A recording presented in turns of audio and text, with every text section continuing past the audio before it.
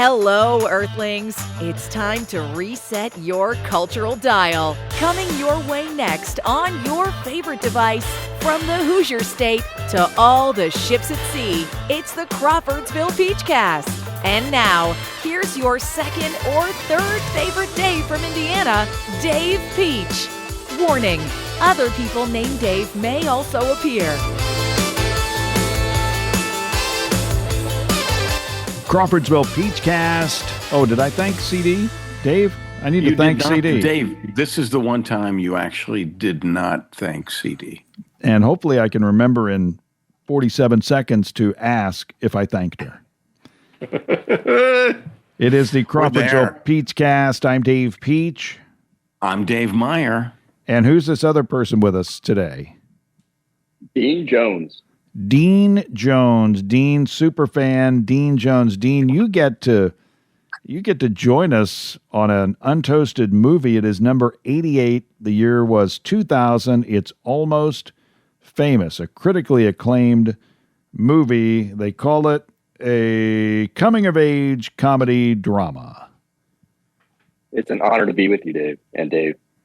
Now, Dean, you know, and I have been remiss in my duties to tell people exactly the category of the last three movies that we've done. The last picture show was an American coming-of-age drama.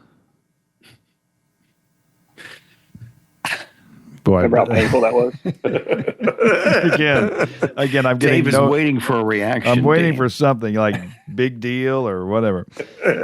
Fast Break. You remember that one? Fast Break with Gabriel Kaplan. Absolutely. That was a Mr. comedy. Cotter. That was a comedy sports film. Yeah, it makes sense. Boy, this is going. This is soaring to new heights. The Man Who Loved Cat Dancing was an American Western film. I guess there are non-Western. Yeah, I guess there's. But anyway, this one is a coming-of-age comedy drama, Almost Famous. Cameron Crowe, and this is the second one of his movies that we've done. Dean, as a super fan, can you remember the first Cameron Crowe movie that we did? It was made in 2005. I'm sorry, David, I don't. It was number 61. You remember those?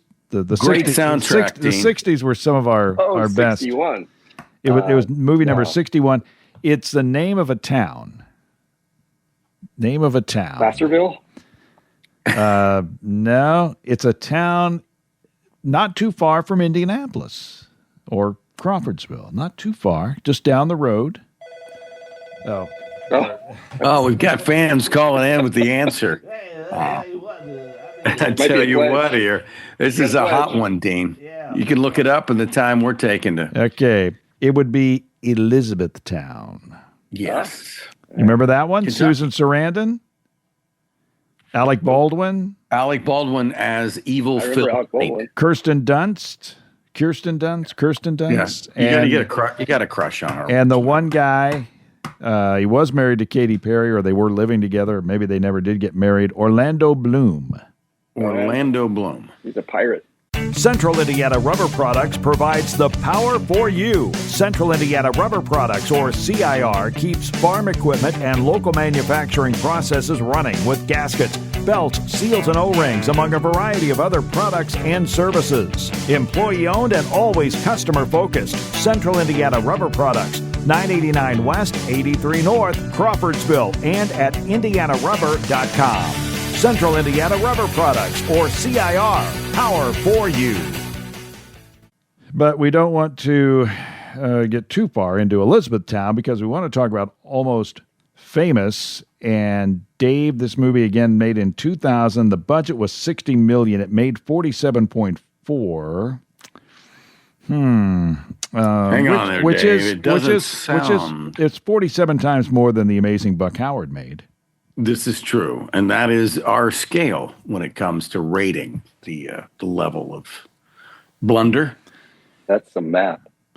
Kate Hudson, Penny Lane. Who's the lead in this one? Who's the lead actor or actress? Because Kate Hudson and Frances McDormand were nominated for Academy Awards in the Best Supporting Actress category. Penny Lane and Elaine Miller So who was the lead in this movie, Dave or Dean? Would it be Billy Crudup? How do you say his name? Crudup? He's saying Crudup? Russell Hammond, Russell. Billy Crudup. Billy Crudup. Russell Hammond. Patrick Fugit.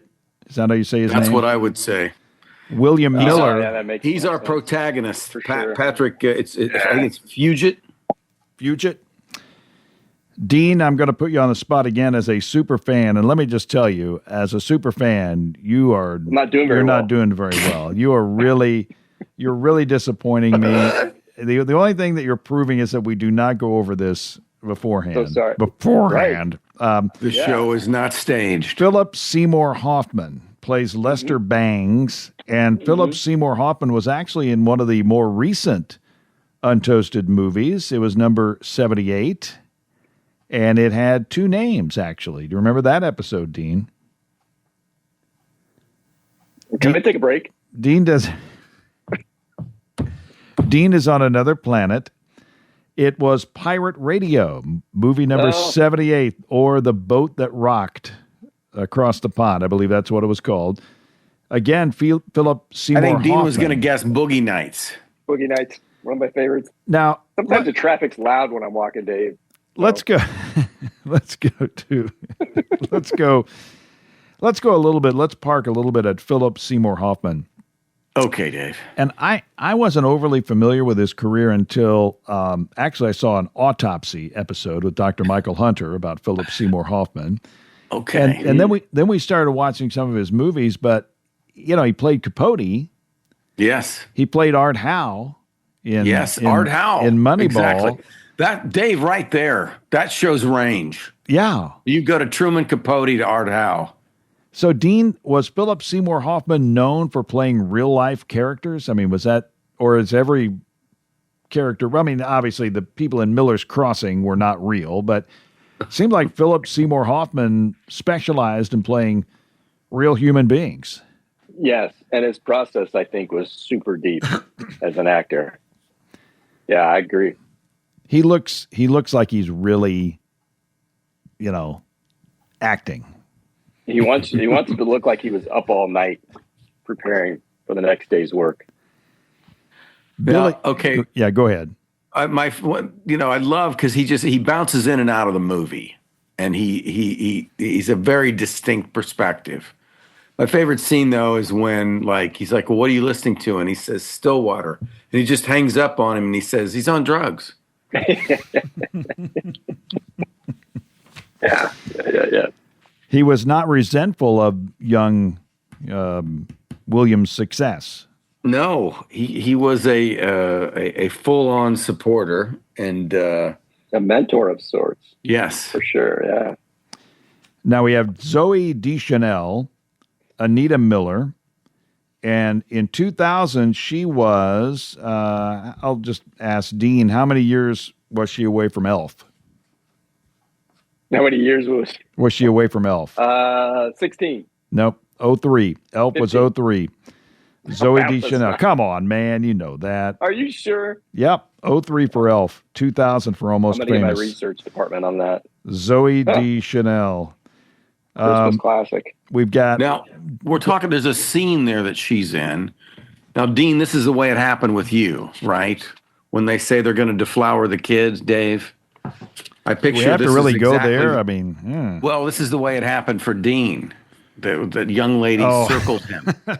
And Yeah, with scarves and such. with scarves. Sure.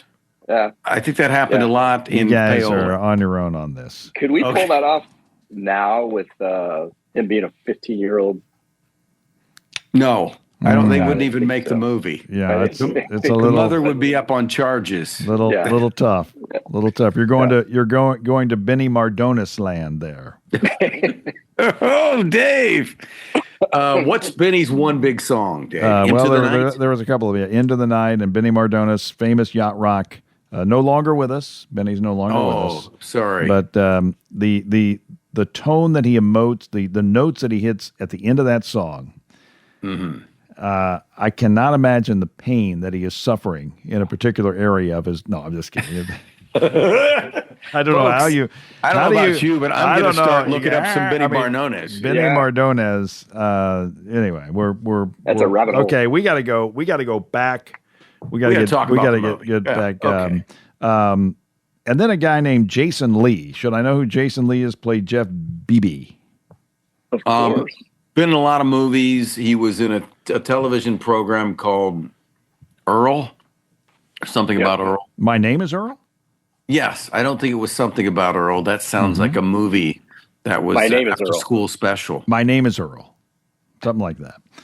And there then you go. Billy Crudup, Russell Hammond. Should I know any other movies that Billy's in? He has been in a lot of stuff. Dean, what's he been in? The Morning Show. Yes. Oh. Very good morning And that's show. with Jennifer Aniston. Yes. Yep. I don't think we have not done a Jennifer Aniston movie. I'm pretty sure of that. She's been in a lot of Untoasted movies. We will have to pick one out. Now, I've got another guy that was in the movie that you probably know, that I know he's been in one other movie besides this one, and I really enjoyed his performance. And I got to say, I was a little surprised about how much I enjoyed his performance, and that would be... Well, there's two guesses for me, but I'm going to guess Jimmy Fallon. Yes, Dennis Hope. And I do not remember him in this movie at all until I watched it again. Yeah. He's kind of hidden. Yeah. Yep. He is hidden. Now, did you guys catch, and I didn't even know the name of the actor, Eric Stone Street? Oh, yeah. I love that scene. Oh, my God. But he goes, your mom's creeping me. He's freaking me out. Yeah. Francis McDormand, who... I'm like, hey, that's Cam. Yeah, you guys are way over That me. face, man. That's a great face. Yep. Okay. Cameron Crowe, a quote here, music was a little more personal than it is now. Cameron Crowe about Almost Famous today. Music was a little more personal than it is now. Thoughts? I'm going to say yes. I mean, that's what it felt. I mean, I know that nostalgia, brings that back, but the era, it took more to hear music. There was more deliberation. So I think you worked harder for it. It was not just something you had on in the background, because you could basically play any song from any era, any time of day or night. So to me, it was your commitment to music was more personal. And in the Lester Bangs character here says, what does he say at one point? It's in your car. It's in your, it's in your head. It's in your. So I think there was, it felt more personal. I'll say that. There wasn't a lot of sampling going on back then. No, not a lot of sampling. And, you treasured every time you heard your song on the radio. It was amazing. I used to wait to record things. Absolutely, yeah. I mean, so our dedication to radio listening was pretty fierce. Okay. And everybody in the vicinity had to be quiet because your song might come on and you had to turn on your tape recorder. Yeah.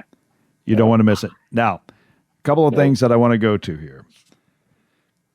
The Simon and Garfunkel song, America. Okay. This song hits you head on. And I feel that if they had a drone filming me doing a remote outside of an outhouse in 35 or 70 millimeters with the song America by Simon and Garfunkel playing, people would weep. Yeah. It's like, he's doing a remote by an outhouse. They're playing America. Yes. I'm crying. Dave, I'm sorry. cinematic. I'm sorry. I'm doing the fanning thing. I'm fanning my eyes. It's amazing. Pure Americana. Anything that you play America. I mean, driving a car, eating an ice cream cone, listening to Benny Mardones on a cassette tape.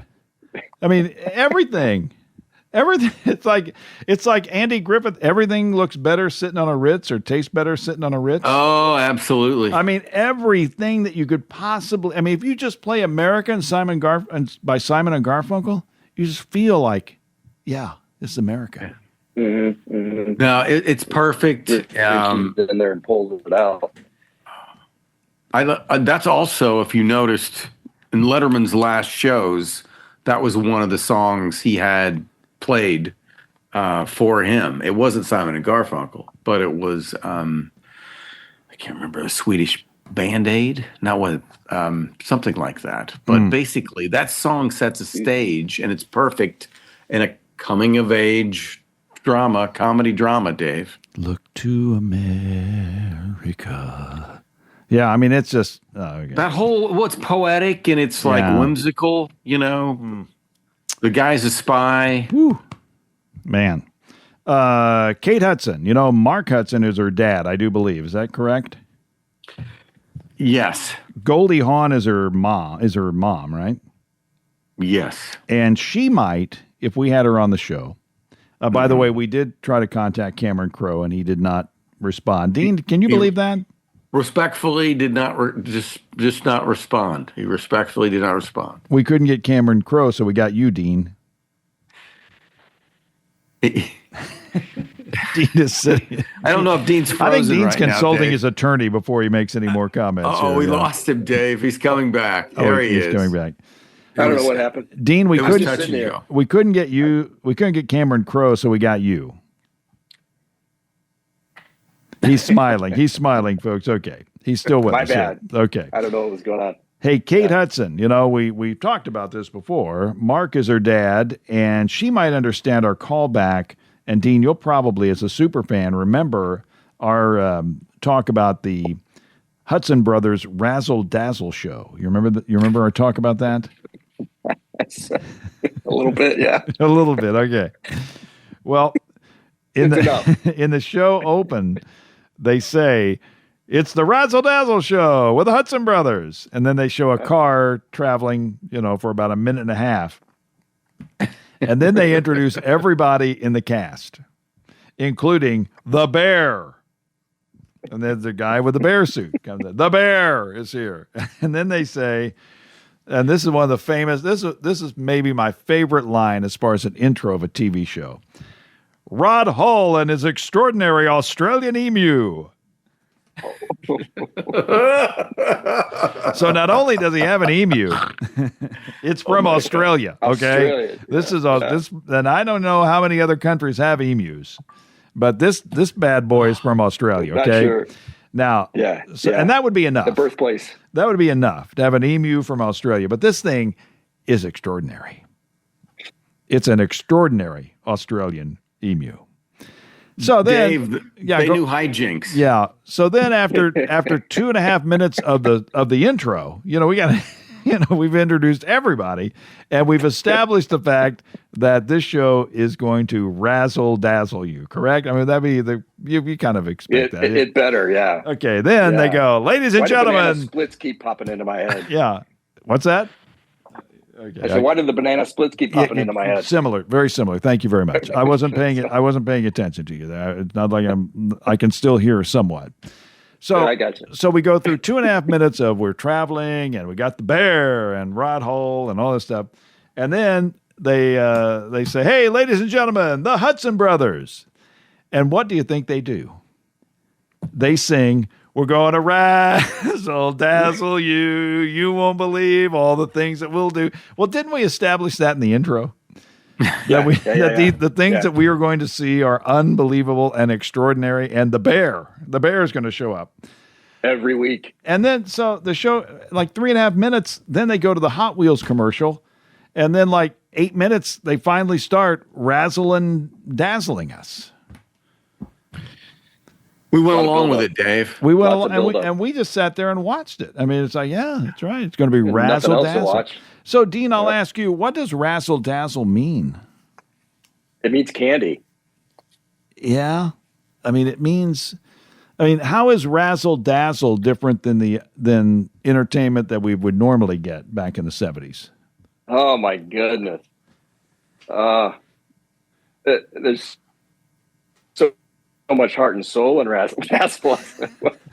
That's what we're getting, Dave. I think maybe when you razzle dazzle trying people really hard. I was going to say, maybe when you razzle dazzle Contract people, negotiations are like. you get an extraordinary emu. And that's what you do when you razzle dazzle. So, That's the payoff. so thank goodness Kate Hudson was in this movie so we could go there. Ooh, The audience loves it. I gotta Okay. take a nap now. Sorry, Dave, Yeah. we're in Okay. fuego. Now we're back to the movie. Russell was going to be Yes. played by, I'm sure Dave Meyer knows who he was going to be played by, but they decided into the filming that it was not going to be the right fit. And that would be, That would be Mr. Brad Pitt. you got it, Brad Pitt. And Crazy. I could see him in the Russell role, but I honestly thought Billy Crudup did a good job. Like, it was realistic and, yeah, he was dimensional. And the scene where he's on top of the building and he says, I'm a Greek god or I'm a Golden God. golden god. God, Golden god. Thank you. That was written for Brad Pitt and they kept it in for Billy. And it's the story associated with that. I guess the real motivation is a time that apparently Robert Plant of Led Zeppelin did something similar, said that, and then maybe made a jump. Let's see. Be bold and mighty forces will come to your aid. Mom said Some big that. lines. Who said that? Which one? Mom, Frances McDormand. Mom had some good speeches. I loved, my favorite of hers, of all of them, was when Russell wrestled the payphone away from our guy and then started talking trash with Mom, and she changed his world. She shut that down. Yep. Okay, Roger Ebert named it the best film of 2000. 4 Academy Award nominations. Winner, they won for best, or Cameron Crowe won for best original screenplay. It was nominated for best film editing, and as we mentioned, the best actress, best supporting actress, Kate Hudson and Frances McDormand. It's now a cult classic. What makes it a cult classic, folks? I'd say the music. And it also, there's a bunch of people in there who later went on to have bigger careers. That always kind of So many. perks that up. Now, I want to, I know some people are listening, but are like that. When I started watching this again, I'm struck by, it's a well shot movie, and like our main character is innocent, right? That's kind of he's an innocent. He even doesn't even know how old he is as part of the story. So picture that face that you watched in the movie recently. Now look at this face. Is that him? That's him today, or close to today. I wanted to take the girl that beard. That's Yeah, that's good. Dean and I couldn't do that, Dave. No, I don't know if you could. But he doesn't look the same. No. So, but I think he's had he continued to act, and he moved to Texas, and he doesn't sound crazy. So I loved him. I love the performances in this movie. This movie is the character was awesome. I mean, the whole Tiny Dancer. No, that was so good.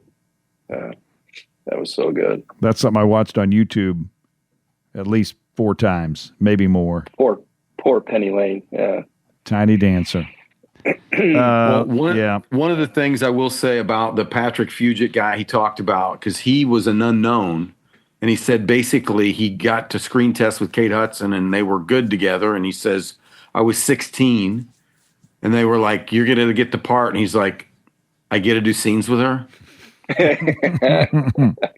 So he basically says, kind of like when that Louisville coach got the job.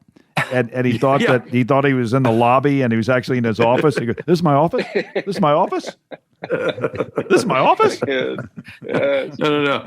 But he goes on to say, it was 7 months of my life. I was 16. Of course, I developed a full-blown crush on Kate Hudson. Mm-hmm. God love. Yep. He said, very pivotal in a mid-teenager's life, mystical, romantic, exciting, and I felt like all that came across on the screen. Like, yeah, dude, we felt it. Very nice. It did. Yes. I think he razzled dazzled it, if you will. He razzled dazzled. Yeah. Mark Maron with a cameo. There were remember him? cameos. There were several. There were some artists that did. I don't know who Mark Maron is. No, give it Mark to me. Maron is a comedian who had a podcast for a long time. He's an actor and some things, but he is the promoter who was screaming at them and then is like, "Lock the gates." Oh, Yeah. That guy. Is he in relation to Cheech Marin? I don't think so. that would be They spell it differently. So Tin Cup. Tin Cup. No. 1996 movie number 83. Thank you. I've got my family loves Dave, you me. always find a way to get us out of it. do. I love that. Frances McDormand. Is that how you say her name? I think so. Okay, McDormand, Dean, sure. you did so well on Elf. When was Fargo made? When was Fargo made? Oh, yeah. I'm not good at this. 96. Yes. Well, you got Ed Carpenter. You got this. I don't know if you're. All right. I get extra points. Good call. In 1984, Frances married someone. Dave, who would that be? Gosh, it's one of the Coen brothers, Dave, and I'm not sure if it's Joel or Ethan. I'm going to go with Ethan, just on a coin flip, Dave. It was Joel. It was Joel. But I mean, the fact that you knew that she was married to close. one of the Coen brothers. Yeah. Now, at It's the nerdy stuff. At the 2001 Academy Awards, it was hosted by Steve Martin. The best picture was Gladiator. Now, as we have talked about, and I say that all the time. You know, I do a game and I go, well, we talked about this earlier. Well, you know, we talked about a lot of things earlier, okay? Maybe you weren't I say here. that to my wife all the time. Okay, we talked about this earlier. It's a useful phrase. And I usually haven't. So. Kate Hudson and I gave away the lead there.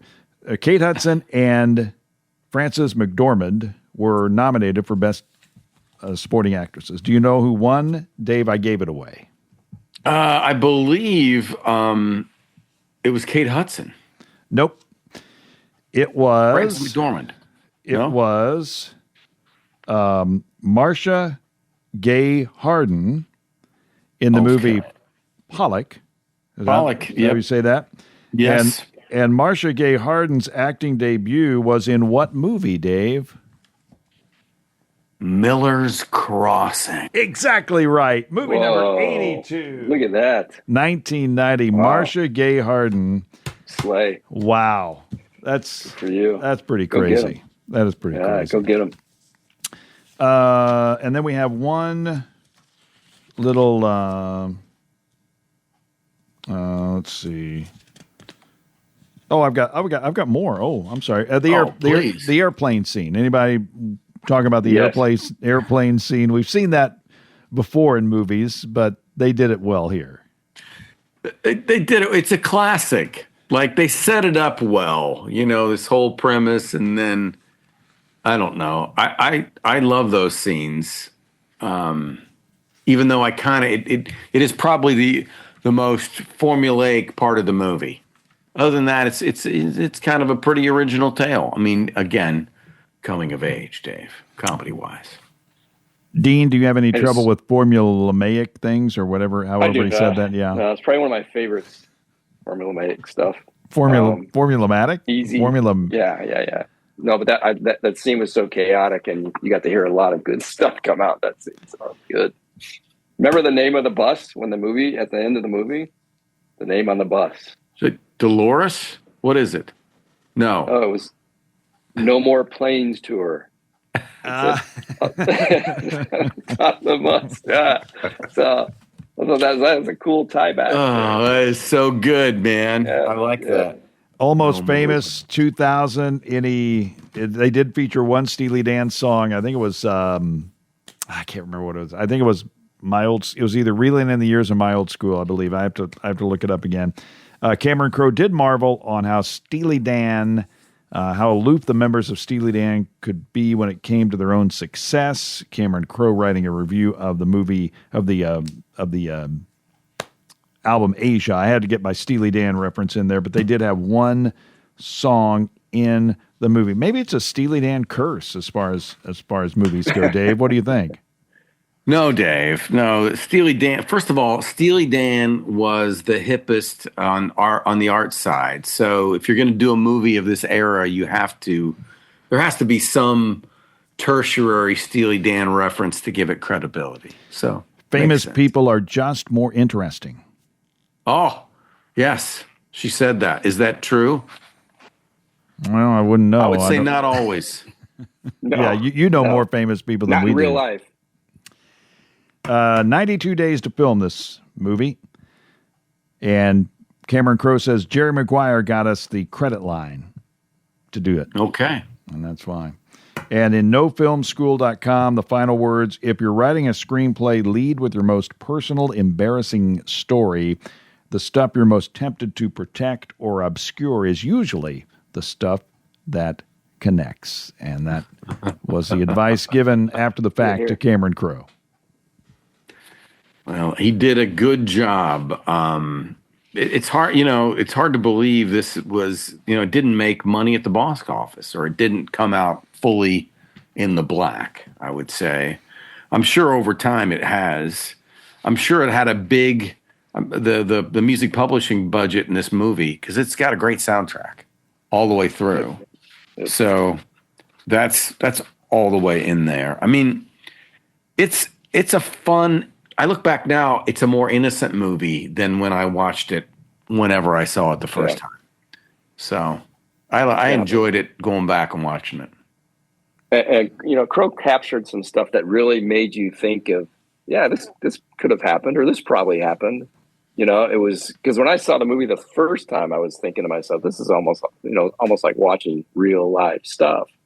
And I think it was just so well done in that regard, because he captured so many things that could have been real, could have happened on tour, getting locked out of getting ringing the doorbell, or the door buzzer, so. The pool scene looked like pool scenes that I saw in nightmares. Yeah, we didn't have those. We can imagine, going back in the day, we always, I don't know what Dean wanted to be when he was in school, probably what he's doing right now. But, I hung out with some sportscasters, and we all wanted to go on the road and do games, or at least that's what we thought at that time. And now this kid gets to do it before he even hit college. Yeah, it's crazy.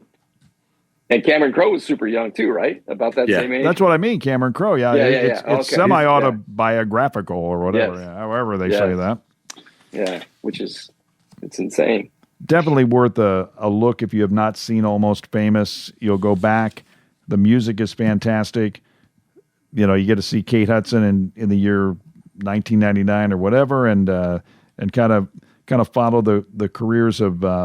Or see how Frances McDormand, Philip Seymour Hoffman, and everybody, Zoe Deschanel, contribute to what is a significant movie dealing with music that has kind of hopefully picked up some steam here in the last few years. Yeah, absolutely. And you get to see Jimmy Fallon in what I think is his best role ever. No, it's definitely better than, what's the movie he's in with where he plays a cop? And he's in the movie about the Boston Red Sox. So was it Drew Barrymore? That's what's that called? I think it's called the Jimmy Fallon Boston Red Sox movie or something. I forget what. Yeah. So he's in a Queen. He's in with the. Don't know. But Dave, let me ask you a question before we leave Jimmy Fallon on this. Yes, so was the course. Was Jimmy, did he think he could be an actor? Was he going to be the next Adam Sandler? Was that kind of where this was going? Because he's not really the goofball guy. So where was his acting career going to land? Where did he think it was going to land? If you recall, and this has happened a few times in like the history of Saturday Night Live, which was like in the era when Dana Carvey left, he was the hottest ticket of that cast. When Jimmy walked away from that, he was the most recognizable hot. So his first couple of outings were these movies. It wasn't to be a talk show host. And I think he kind of, when those did not go well, is when he got the opportunity to move into the late night Dave, slot. did he pivot? I think having Lorne Michaels as your professional uncle is a beautiful thing. If you can call on Uncle Lorne to, hey, what about Letterman's old gig? Let's do it. Well, David did not have. Well, did he have the show after Leno for a while? And then he moved into. He had it. Okay. It was after Conan. So he took over for Conan. Because Conan took over the Tonight Show. And then Fallon got the Tonight Show for a longer period, or he's kept it longer than Conan. Oh, much longer, I would say. Dean, you're supposed to laugh at that. My mic must have went out. Okay. Wait, that would be my AirPod must have went out. Dean, you may know we are on CrawfordsvillePeachcast.podbean.com. Do you know that? I've heard that, yes. We are on the Fork Media app, Absolutely. which features the radio stations here in Crawfordsville and all the Fork Media stations. Like, share, and subscribe. Apple, Spotify, iHeart, YouTube. Why can't I say iHeart? iHeart, YouTube, and Podbean. Dean, you've got one more episode. You got it in you, man? I think so. Can I go to the bathroom? Yeah. Yeah, you go to the bathroom. You can. Yeah, I just did. Until next time, America. Who's our guest is? See, okay, let me set it up one more time. And we're not going to edit this, but this is for the next time. Like, Dean, if you join us again. So since there's three of us, yes, sir. It'll be kind of like a NASCAR thing. I'm gonna send you into the first turn. Okay. And when I say America, just say I'm Dean Jones. Okay, just come up. Until next time, America. All right. I'm Dean Jones. I'm Dave Meyer. Okay, we need some space between. Let's work it one more time. Until next time, America. Our guest. I'm Dean Jones. Yeah, I'm Dave Meyer. That was pretty good. Thanks. I'm Dave Peach. Thanks for listening to the Crawfordsville Peachcast. Thank you for listening to the Crawfordsville Peachcast. If you enjoyed it, follow the podcast and ring the bell so that way you'll always be up to date with the newest episodes. We'll see you next time.